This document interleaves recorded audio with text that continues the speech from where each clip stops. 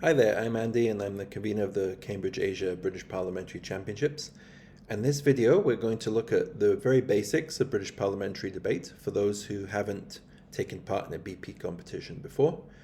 If you want to find more information and more help with British parliamentary, we strongly encourage you to take a look at the CABP Novice briefing, which was conducted with myself and Toby Mayhew from the Cambridge Union a few months ago, and the link to which you should have in your pre-tournament email. So today we're... Hi there, my name's Andy and I'm the convener of the Cambridge Asia BP Championships. And in this video, we're going to look at some of the basic elements of British parliamentary debate. So this video is intended for those debaters who have either done no British parliamentary debate or have limited experience in the format. And in this presentation, we're going to look mainly at sections 1 and sections 3 of this presentation. If you want to see a longer video on this, then we've sent you a link to a briefing that I did with Toby from the Cambridge Union Society some months ago, and I would definitely encourage you to watch that. So let's start by a simple question. What is debating? Debating is a game of persuasion, okay? So your aim is to convince the judge that your team made the best points in the debate. And you do this by a combination of argument and rebuttal. So argument is your own points backed up by reasoning and examples. And then rebuttal or refutation is explaining why the other team is wrong or why their points are less important than yours. And in British parliamentary debate, we have 4 teams rather than the usual 2. So we have 2 teams on government and 2 teams on opposition. And I'll get to what these teams do in just a moment. But it's important to understand those teams prepare separately and they are ranked separately, even though some of them will be on the same side of the debate as each other. And in the Cambridge format, we have 5 minutes maximum for each speech. Typically in British parliamentary, you'd have 7 minutes. So CABP will require you to be a little bit more concise in your arguments. So here's how the debate runs. We start with the opening government, then we move to opening opposition, closing government, and finally closing opposition. You'll sometimes hear these referred to as the opening half or opening house, and then the closing half or closing house. The main job of the first speakers on each side is to set out the key terms of the debate from their point of view and to set out their key points or key arguments. So essentially, they're going to be introducing their case. If you're the Prime Minister, so you're first speaker in the debate, you also have the responsibility to define the key words or key terms in the motion. And we'll talk about that a bit more later. The second speaker on each side is called the Deputy. The Deputy's job is to continue the points of their first speaker, maybe add some new points, but also particularly important is to rebut against the previous speaker from the other side. So you only have 1 speech each. So it's really important that you take the time to show why the team opposite you in the debate is not winning. Because once you've sat down, then you'll have very little opportunity to challenge their points afterwards.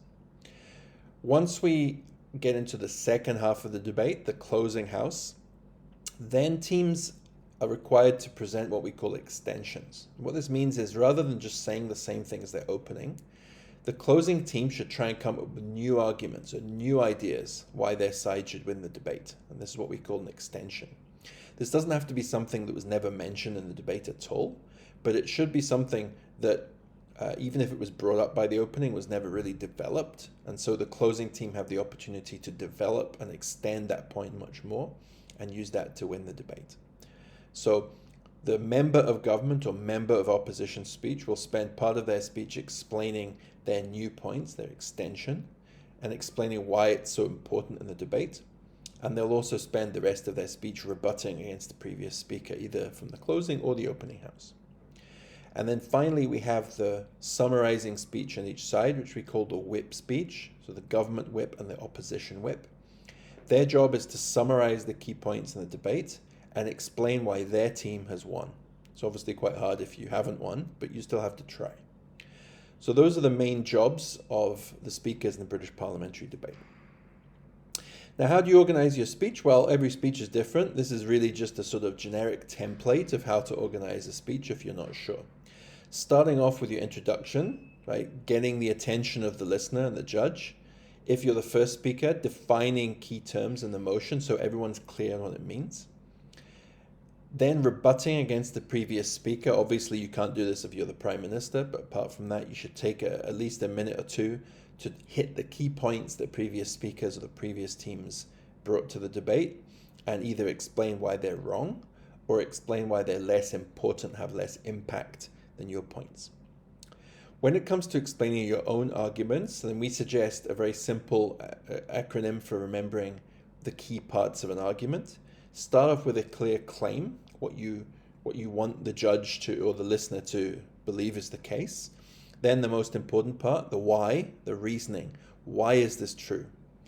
If you can think of an example, then that's great. You're not allowed to use Google to research in British parliamentary debate. So any example or evidence you have is purely going to come from your own general knowledge or your own memory. And in this form of debate, evidence is not the thing that wins debates, it's reasoning. But nonetheless, an example can really help to illustrate your point. And then lastly, a good debater will bring what we call impact in their argument. In other words, okay, this may be true, but why does it matter that it's true? An argument that doesn't have any impact is not really an argument that's going to win a debate. If you want your argument to be important in the debate, you need to explain to the judge what the impact is in the real world. Like, why should they care if this argument is true? And many speakers will finish their speech by summarizing their key points and just summarizing for the judge, trying to make it super simple for them to understand why your team is the best, why your team should win. Prep time. After you get the motion, you have 15 minutes to prepare. Okay, you can do this in a room together if your team is physically in the same place. You can do this using some chat app if you are not in the same place as your teammate, but you're allowed to use internet only to communicate with your teammate, no Googling. And believe me, judges can tell if you read out something you've pasted from the internet.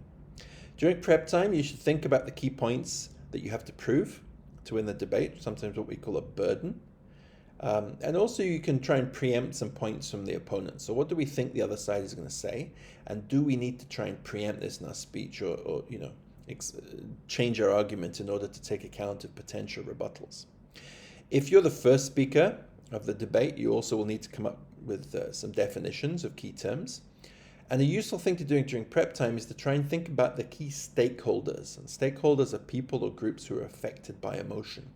How can you incorporate their interests and their reactions into your argument? Okay, so if the motion is something like this house would ban tobacco, then you can think about what would be the effect on smokers, what would be the effect on non-smokers, what would be the effect on children of smokers, what would be the effect on children who are interested in buying tobacco and finding out what smoking a cigarette is like, what are the interests of tobacco companies, or the National Health Service in your country, which has to treat many, many smokers every year for lung cancer. So there's lots of different groups that are affected by emotion like that.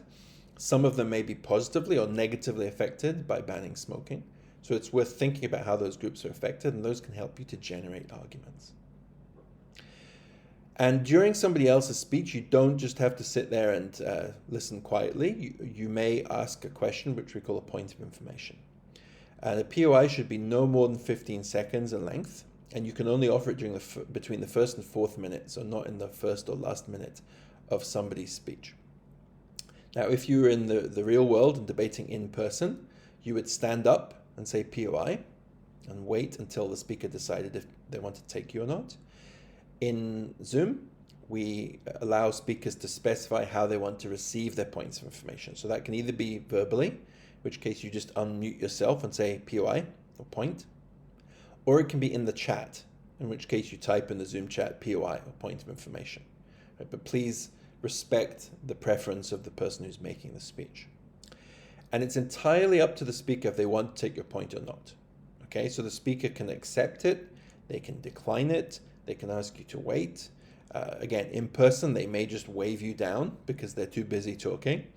I would suggest if you're making a speech, you should take one POI every time you speak.